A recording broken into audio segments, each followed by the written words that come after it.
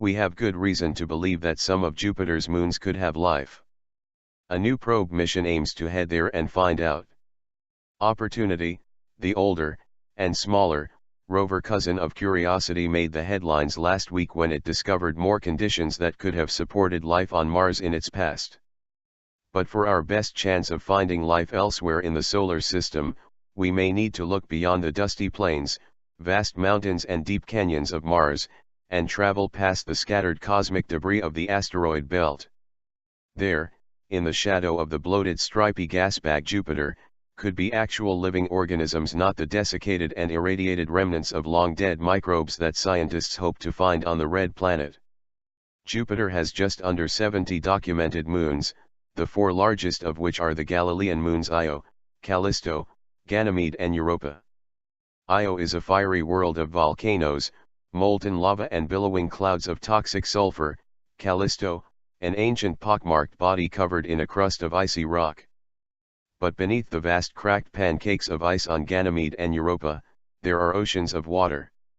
And where there is water, you have the potential for life. This intriguing possibility has led to the development of a new internationally supported mission to Jupiter's moons, JUICE, being put together by the European Space Agency. JUICE, rather tenuously, stands for Jupiter Icy Moons Explorer, an acronym that, I am told by a reliable source, was arrived at after quite a few late-night drinks. The probe will set off for Jupiter in 2022. After it arrives in 2030, it will spend at least 3 years studying the Jovian system, flying past the planet and its icy moons and ultimately ending up in orbit around the massive Ganymede, the largest moon in the solar system. It's a fabulous mission, says Andrew Coates from University College London, one of the lead scientists on the project. It will compare all 3 icy moons, look at the habitability of all 3 and the formation processes. By habitability, he means the right conditions to find life. Or, at least, life as we know it.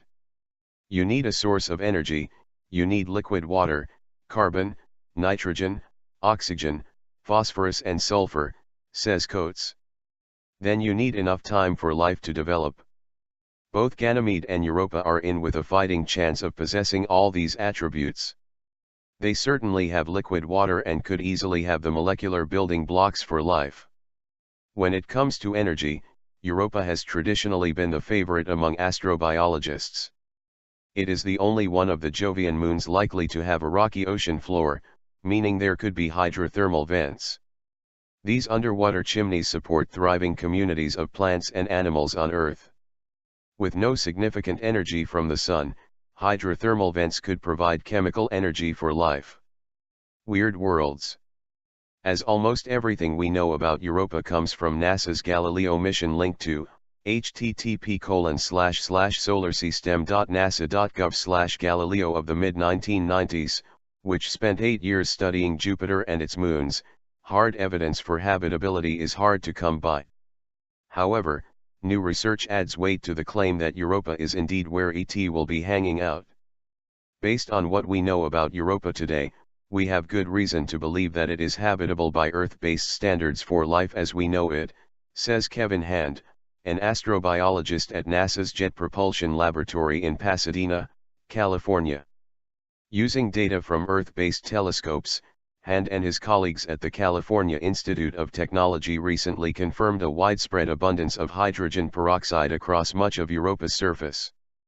This substance could help provide the chemical energy needed for life in the ocean below.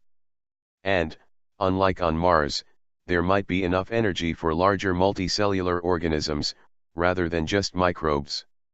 We don't know that much about the evolution of complex life forms on Earth, and so it's hard to make a prediction about Europa, Hand explains. That said, some of our work indicates that compounds like hydrogen peroxide and oxygen, which are produced by the irradiation of Europa's surface ice, could lead to a chemically and energy-rich ocean that might be capable of powering complex organisms. So if life is out there, what form is it likely to take? Anything is possible when you consider a second, independent origin of life, Hand says. I'd bet it would likely be heavily dependent on acoustic and sonar sensory perception, since it would live in a vast ocean and have the ice sheet above cracking and creaking, day in and day out, as the moon is tidally tugged and pulled by Jupiter. Although it is exciting to imagine a sea full of fearsome alien fish with giant ears, this is, of course, just speculation. The evidence for habitability is growing, but just because somewhere is habitable doesn't mean that there is life. In fact, Coates reckons Ganymede is a better candidate. It's got a magnetic field that helps protect it from radiation, he says. One of the problems with Europa, in particular, is that the radiation environment is higher there, so the deflection by the magnetic field of radiation could play a key role in making the chemistry right at Ganymede.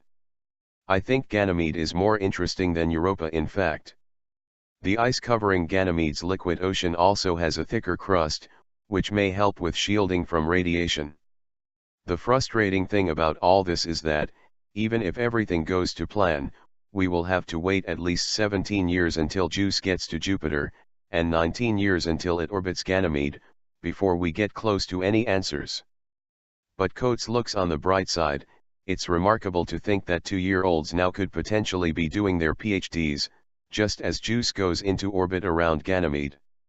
It is also maddening that there is not enough money in the mission budget to include a lander to investigate the surface of either moon. Nevertheless, if results from JUICE produce compelling evidence that these Jovian satellites are indeed habitable, you can bet there will be a scramble to build one.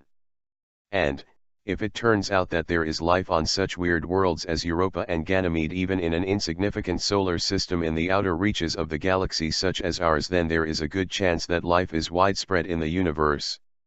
And that is very exciting indeed.